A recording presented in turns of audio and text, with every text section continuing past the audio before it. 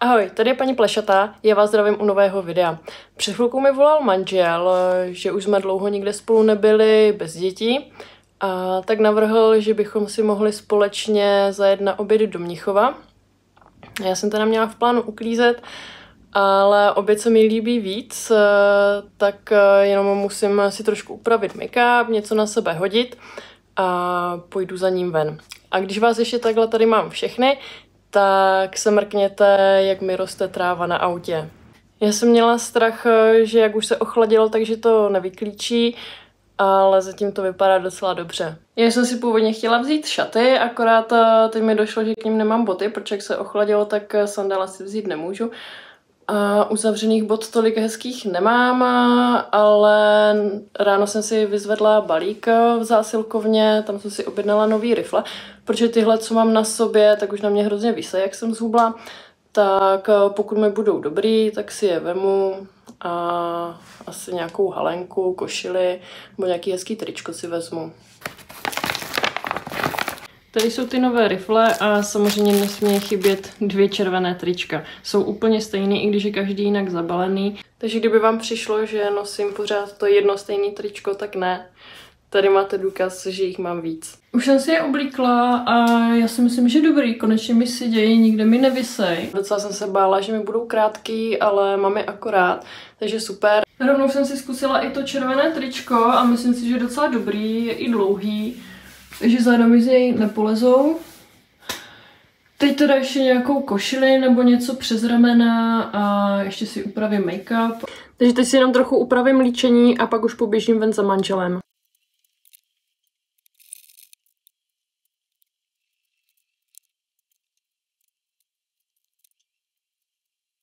Takže make-up už mám a jenom musím doladit oblečení. A ještě jsem chtěla dodat k těm botům. Před pár lety se mi stala taková nehoda. Vlastně šla jsem okolo hromady, tam byla vyskládaná zámková dlažba a já jsem teplákama o to zavadila a jedna ta kostka mi spadla přímo hranou na malíček a tím jsem si ho zlomila a srostl mi nějak nakřivo, takže spousta bot mě na malíčku tlačí, nebo prostě jsou mi malé. A tak mám docela problém si vybrat boty. A taky z toho vznikla ta příhoda, když jsme byli s manželem a s dětmi, vlastně s celou rodinou jsme byli v Miláně. A já jsem se hrozně těšila, že si v Itálii nakoupím nové oblečení, boty a všechno. Akorát jsem si vzala s sebou na cestu jenom jedny takový rozšmajdaný tenisky. A v Itálii jsem zjistila, že jak jsou Italky menší, tak oni mají menší nohy a já mám nohu velikost 42 a takže jako to neexistuje tam sehnat dámský boty takhle velký. No a tak jsem musela chodit celou dobu v těch rozšmajdaných teniskách. Tyhle boty teď nosím nejčastěji, protože ty už se mi roztáhly, jsou kožený a vlastně on mi to teda háže stín, ale tady to jde i vidět, že mám úplně vytvarovaný podle toho malíčku. Už jsem oblečená, nachystaná, už mi i volal manžel, že už na mě čeká venku u garáže. Tak jdu za ním. Outfit si myslím, že je docela dobrý, tak snad na manželovi nebudu dělat ostudu.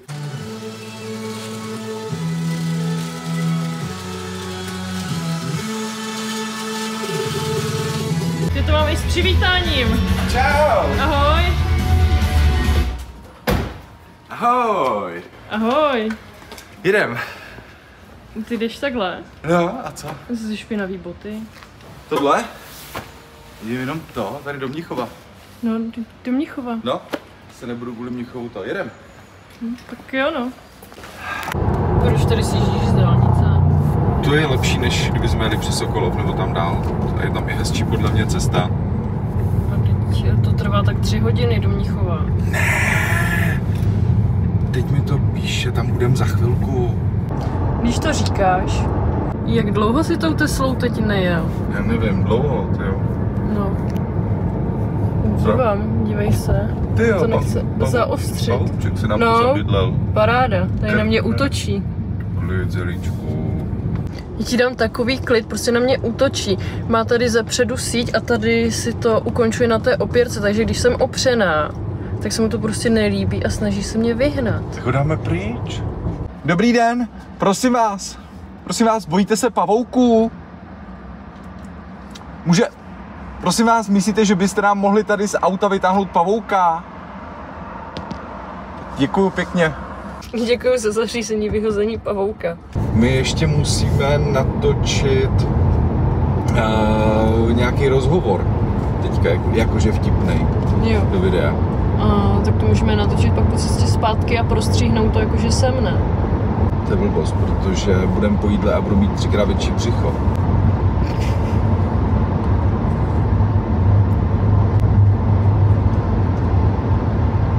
Já jsem byl teďka normálně na hotelu a snídaně plná bomba, jo. A mně se to nevyšlo. Já jsem šel za tou ženskou, za tou servírkou, co nám slovala a říkám, že můžete mi to zabalit sebou. Nezabalila ti to? Ne, to bylo švédský, to bylo asi 6 švédských stolů. Jo, takhle, já jsem myslela, že to, co jsi měla na tom talíři. Ne, hele, ale to je dobrý. Protože takhle, oni ti nezabalej, že jo, protože oni tam třeba 3 kg pomazánky, 60 krásánů, to ti nikdo nedá, jo? Ne, nedá. Ale když už si těch 60 krásánů dám na talíř, jo, a řeknu, prosím vás, teďka, když to tady nechám, tak to stejně musíte vyhodit. No. Můžete mi to zabalit, mluví o krásánech a tečou mi sliny. Tak přesně tak to dělá Hugo, si vždycky nasype plný talíř těch lupinků. A pak si to vezme sebou na pokoj. Jo, to musím zkusit. Ale Zelí, tady ten zámek, proč jedeme přes Bečov nad Teplou? A není to spíš Teplov nad Bečvou? Ne. A jsi si jistý, že se tady má jde do Mnichova? Naprosto, za chviličku jsme tam. Jo? Jo. Není to trošku na druhou stranu? Ne. Tak jo, no.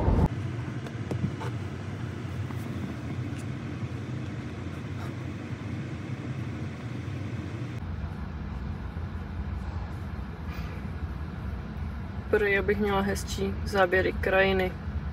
Já tudy jezdím strašně rád, protože tady vlastně to je údolí Teplé, to je nějaká přírodní rezervace z roku 1992. Tyjo, to mi byly 3. A myslím, že jsme ve Slavkovském lese. Teď nevím, jestli neříkám blbost, ale někde jsem četl, že jako správa tady té přírodní rezervace spadá pod Slavkovský les. A podle mě jako lepší, než jet po dálnici a to. Hele, a tady, když se podíváš, čekaj, zpomalím. Tak, tady týpek vyřezává sochy ze dřeva. Je, to je dobrý. Že jo, to je úplný masakr. Dívej, on ti má posetej celý barák. Nebo celou zahradu tady úplně. Je, to je dobrý, to by se dětskám líbilo. Jo, takže podle mě úplně úžasná cesta. To je úplně říšská nirvána. Klíči ti spadly. Aha. Ty tam máš říct, jestli tě nechám řídit. A já jsem říkal, že to nechci říkat. Jo, aha. Tak to by bylo to vtipný, tam nejsi jenom já, že to má být tvoje video. Jo, ale nechci řídit. Ale nebudeš, jenom řekneš, že necháš mě řídit. No, ale já nechci. Proč bych to říkala, když nechci řídit? Protože jsem ti to napsal do scénáře. Ale v mým to není. Dívej, to je hrozná prdel tady. Ale tohle je jedna z těch silnic, kde i když dodržuješ předpisy, tak se prostě strašně bavíš, protože projet některý tyhle ty zatáčky 90, to je prostě adrenalin. Hele, koukej na tu vracečku. Střihni to. Nestřihni, no a neříkej mi furt střih do mých záběrů. Víš, jaká je to pak práce, to sama vystřihávat, když to tam nechci. Já jsem myslel, že natočíš, dívej, tuhle zatáčku.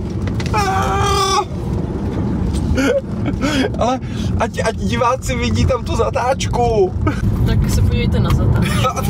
Ale dívej, tady kdybys měla driftovací mod, tak to normálně můžeš jít bokem. A nebo motorku. Na kolínko. Jupi. Nebudu to opakovat. Budeš. Nebudu. Budeš. Ne, to není ve scénáři. V mým jo. Nebylo to ve scénáři, jsem to řekl spontánně. Dívej, tohle je taky dobré, hezky úplně na motorku. Řekni to.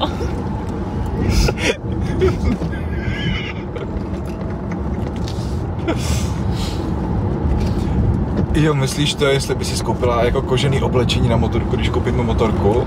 Ne, to je nepohodlný, lepší takový to plat.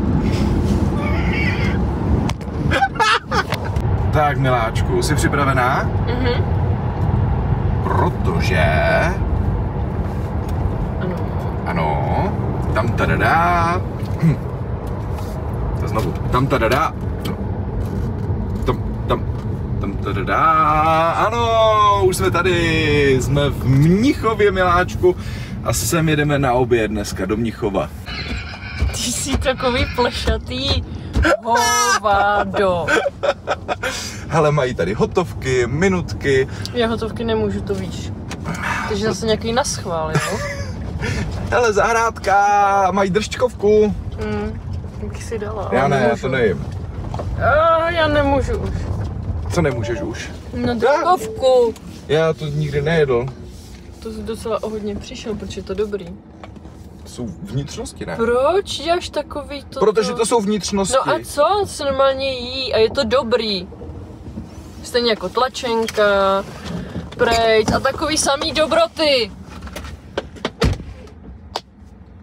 No a aby ti to, miláčku, nebylo líto, že nejsme v Německu, tak tady je Rinderbraten mit Tomat Sauce Knödel. Jo, takže Mnichov. No dobře. Mají tu chodovat, takže to bude Ilzáno. Ale je to pěkně, že? Mají to hezký. Jo.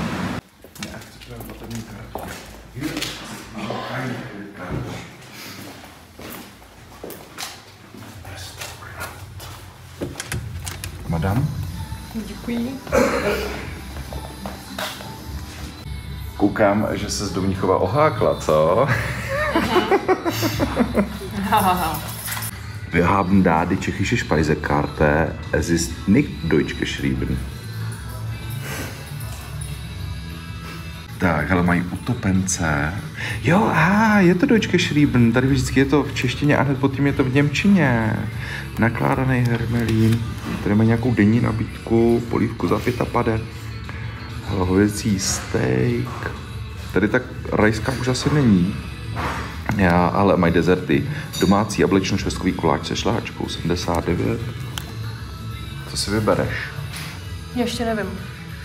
Já si dám asi, já taky nevím, kuřecí řízek, možná to je klasika. A je kuřecí steak na grilu, obloha. Hele, jak tam je ta obloha? Myslíš, že to jsem myslel, že sedíš na zahrádce a máš jako nad sebou oblohu?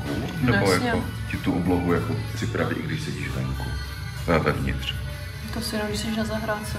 A já jsem přemýšlela, že si dám tu marinovanou vepřovou kotletu na grilu. Co si dáš ty? Řízek. Vepřovej? Kuřecí. Tyjo, strašně dlouho se mi nestalo, že v restauraci bych jako nedostal sklenici, víš, jakože to je... A je to zvětralý. Řízeček nebyl, ale mám kuřecí steak na grilu. A neměli vařený brambory, no smažený přílohy, tak jsem si dal tady toastík. Co máš ty? Já mám vepřovou kotletu na grilu a hranolky.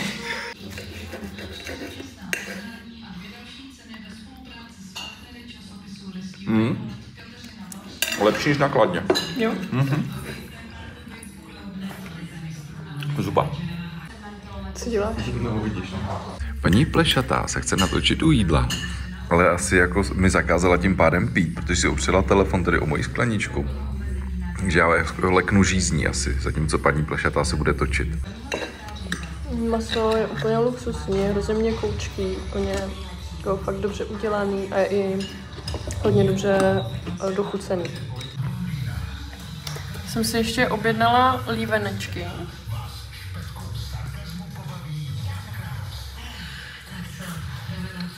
A jsou luxusní.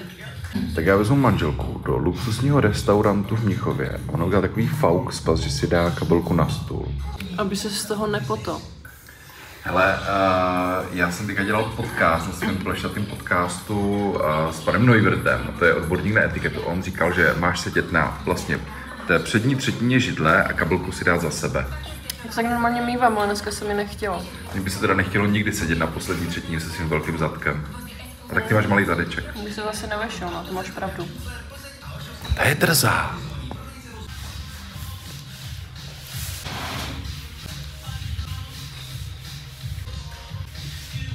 Chceš to ochutnat?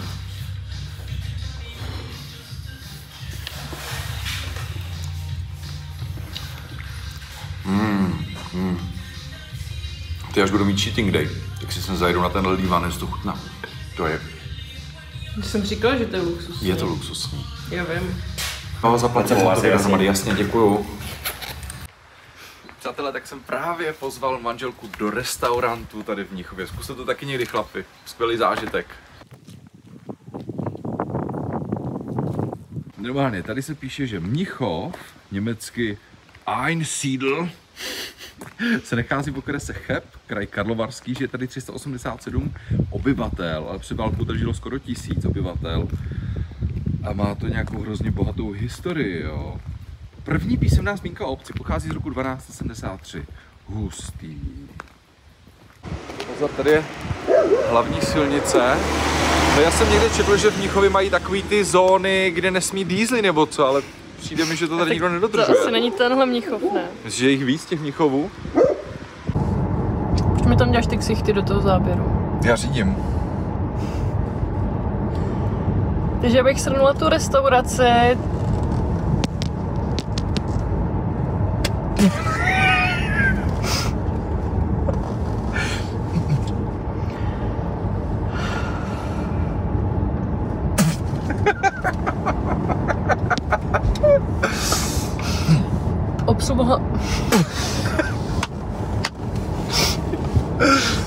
Obsluha byla hrozně příjemná. Až na toho psa. Pán byl hrozně ochotný a v pohodě. I prostředí se mi líbilo. Až na toho psa. Taky se mi líbily ty krbový kamna, co tam byly, protože od nich bylo docela hezký teplo na záda. Mohl bys už prosím tě přestat dělat ty ksichty? Já se tak tvářím normálně. Všichni netoč. A jídlo, když jsem to viděla jako zvenku, tak jsem měla docela strach, co to bude, a byla jsem hrozně mile překvapená, nečum mi tam. Já jsem měl zatáčku, jako. Jako z jídla jsem byla fakt hrozně překvapená a bylo to hrozně dobrý. Nejvíc mi chutnalo to maso, hranolky taková klasika, salátek k tomu stejku měli taky docela, nebo ke stejku, ke kotletce. A ty lívance, jako, to bylo fakt luxusní, byly hrozně dobře dochucený a ta šláčka s těma malinama. Nedělej mi do toho zvuky. Až na toho psa. Mně pes nevadil. Naschváli, jo? Naschváli. Dobře, však počkej.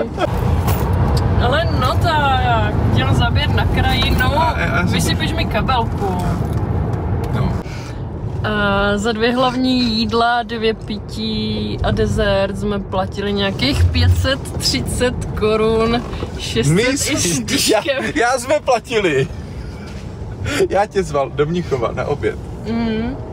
Jsou ty zatáčky, jak se ti tak líbily. Jo, hele, tady je to super. Tady, kdybych věděl, že nic nepojde do Protislavy, tak to vezmu bokem.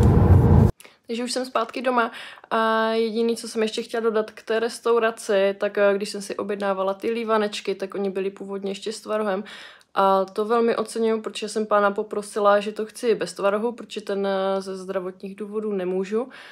A pán se mě rovnou ptal, jestli nemám alergii na kravskou bílkovinu, že je k tomu šlehačka. Takže to jako bod navíc za to, že je takhle informovaný. A z dnešního videa je to takhle všechno. Já vám moc děkuji, že jste se dívali. Samozřejmě, pokud se vám video líbilo, budu ráda za like a případně za odběr. Tak se mějte hezky. Ahoj!